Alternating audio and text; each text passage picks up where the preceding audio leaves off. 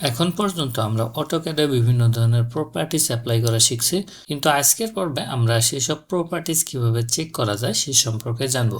এখানে আমাদের একটা ড্রয়িং আছে, তো ড্রয়িং এর বিভিন্ন অবজেক্টের প্রপার্টিস আমরা চেক করে দেখব। প্রপার্টি চেক করার জন্য আমাকে মাউসের রাইট বাটনে যদি ক্লিক করি তাহলে এরকম কিছু অপশন দেখতে পাবো।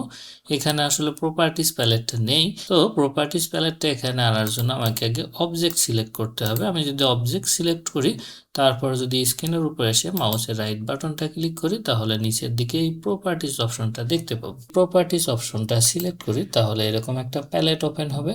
আমাদের যে অবজেক্টটা এখানে সিলেক্ট করা আছে সেই অবজেক্টের সমস্ত প্রপার্টিস এখানে দেখাচ্ছে।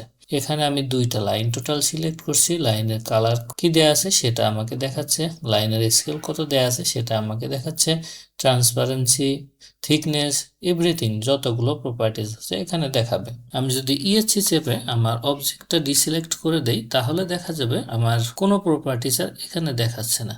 আমি যদি আবার অন্য কোনো অবজেক্ট সিলেক্ট করি তাহলে আমার এই প্রপার্টিস প্যালেটে সেই অবজেক্টের প্রপার্টিস গুলো দেখাবে। এই প্রপার্টিস প্যালেটটা যদি আমি এখান থেকে সরাইতে চাই, আমি বাম সাইডে ধরে ডান দিকে বা যেখানে ইচ্ছা আমি সেখানে গিয়ে রাখতে পারবো। আবার এখানে প্রপার্টিস প্যালেটের এই গিয়ার অপশনটা যদি আমি ক্লিক করি তাহলে দেখা যাবে ডকিং করে রাখতে পারবো। আমি যদি এই অপশনটা সিলেক্ট করে রাখি তাহলে ডকিং করে রাখতে পারবো। আমি যদি বাম সাইডে প্রপার্টিস প্যালেটটা রাখতে চাই তাহলে এই অপশনটা সিলেক্ট করতে পারি, ডান সাইডে রাখতে চাইলে এটা সিলেক্ট করতে পারি। যদি অটোমেটিক্যালি আমার মাউস পয়েন্টারটা প্রপার্টিস প্যালেটের উপর থেকে সরাই নিলে হাইড করতে চাই তাহলে অটো হাইড অপশনটা সিলেক্ট করতে পারি। ট্রান্সপারেন্সি অপশনটাও এখান থেকে সিলেক্ট করতে পারি। আমি চাচ্ছি যে লেফট সাইডে অ্যাঙ্করিং হয়ে থাকবে, আমি এইটা সিলেক্ট করে নিলাম। দেখা যাচ্ছে আমার প্রপার্টিস প্যালেটটা লেফট সাইডে একবারে ফিক্সড হয়ে গেছে।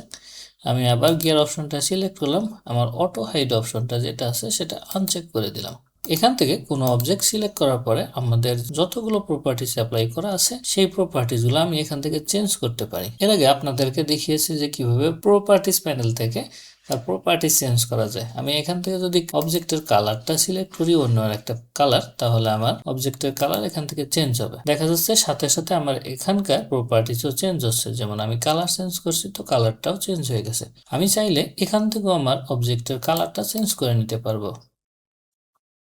আমি আপাতত মেজেন্টা কালারটা দিতে চাচ্ছি, এখানে মেজেন্টা কালারটা সিলেক্ট করে নিলাম। আবার সেম অবজেক্টটা সিলেক্ট করলাম, সিলেক্ট করে আমি আমার প্রপার্টিস প্যানেলে আসি। প্রপার্টিস প্যানেলের লাইন ওয়েট অপশন থেকে আমি এখান থেকে লাইন ওয়েটটা সিলেক্ট করব। আমি লাইন ওয়েট হিসেবে 0.3 এটা সিলেক্ট করে নিলাম। দেখা যাচ্ছে আমার এই অবজেক্টের লাইন ওয়েট চেঞ্জ হয়ে গেছে। অবজেক্টটা আবার সিলেক্ট করলাম, এখানেও আমাদের যে লাইন ওয়েট অপশনটা আছে আমি এখান থেকে অবজেক্টের লাইন ওয়েট চেঞ্জ করতে পারি। আমি যদি এখানে যে ড্রপ ডাউন মেনুতে যে লাইনগুলোর ওয়েট দেওয়া আছে আমি এখান থেকে যে কোনো একটা সিলেক্ট করে নিতে পারি। আমি চাচ্ছি এটা আবার আমাদের ডিফল্ট ভ্যালুতে যাক, তো ডিফল্ট ভ্যালুটা আমি এখান থেকে সিলেক্ট করে ইএসসি চাপ দিয়ে ডিসিলেক্ট করে নিলাম। আমাদের এখানে যতগুলো প্রপার্টিস আছে সমস্ত প্রপার্টিস আমি এখান থেকে চেঞ্জ করতে পারি। চেঞ্জ করার জন্য সিম্পল আমাকে প্রথমে অবজেক্ট সিলেক্ট করতে হবে, তারপর আমার এখান থেকে প্রপার্টিস গুলো চেঞ্জ করলে আমার ড্রয়িং এ সেটা রিফ্লেক্ট হবে। যেমন আমি এখান থেকে এখানে দুইটা ভিন্ন কালার আছে, যে কারণে কালার ভ্যারিজ দেখাচ্ছে। যদি সিমিলার কালার থাকতো তাহলে সেই কালারটা এখানে শো করতো। আমি মূলত এখানে সেম টাইপের কালার দিয়ে দিব, ব্লু কালারটা দিয়ে দিলাম। তো সেক্ষেত্রে দেখা যাচ্ছে যে এখানে কালার হিসেবে ব্লু কালার দেখাচ্ছে। আমি ইএসসি চাপ দিয়ে ডিসিলেক্ট করলাম। সুতরাং আমরা যদি চাই আমাদের প্রপার্টিস প্যালেট থেকে অবজেক্টের প্রপার্টিস চেঞ্জ করতে পারি, অথবা প্রপার্টিস প্যানেলে গিয়ে অবজেক্টের প্রপার্টিস চেঞ্জ করতে পারি। তবে আমাদের প্রপার্টিস প্যানেলে যে ফাংশনগুলো আছে সমস্ত ফাংশন আমাদের প্রপার্টিস প্যানেলে নাও পাওয়া যেতে পারে। যেমন আমি যদি এখানে লাইন টাইপে আসি, লাইন টাইপে আমাদের এখানে বেশ কিছু লাইন আছে। মূলত আমাদের লাইন টাইপে এইখানে যে লাইনগুলো লোড করা আছে সেই লাইনগুলোই দেখাবে, এর অতিরিক্ত কোনো লাইন দেখাবে না।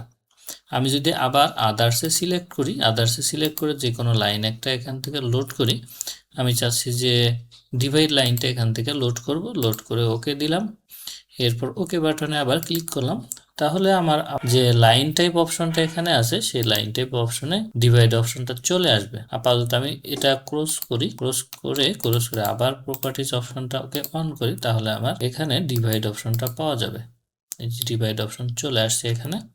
তো এক কথায় বলা যায় মোটামুটি 95% প্রপার্টিস আমরা প্রপার্টিস প্যালেট থেকে চেঞ্জ করতে পারি। আমাদের প্রপার্টিস প্যানেলে আরও একটা ফাংশন আছে, সেটা হচ্ছে ম্যাচ প্রপার্টিস। আমি যদি এই কমান্ডটা অ্যাক্টিভ করি, অ্যাক্টিভ করার পরে আমাকে শুরুতেই সোর্স অবজেক্ট সিলেক্ট করতে হবে। ম্যাচ প্রপার্টিস অপশনটা মূলত দুইটা অবজেক্টের প্রপার্টিস ম্যাচ করানোর জন্য ব্যবহৃত হয়। যেমন আমি যদি সোর্স অবজেক্ট হিসেবে এই লাইনটা সিলেক্ট করি এবং আমার ডেস্টিনেশন অবজেক্ট হিসেবে এই লাইনটা সিলেক্ট করি, তাহলে দেখা যাচ্ছে যে আমার সোর্স অবজেক্টের সমস্ত প্রপার্টিস আমার ডেস্টিনেশন অবজেক্টে অ্যাপ্লাইড হয়েছে।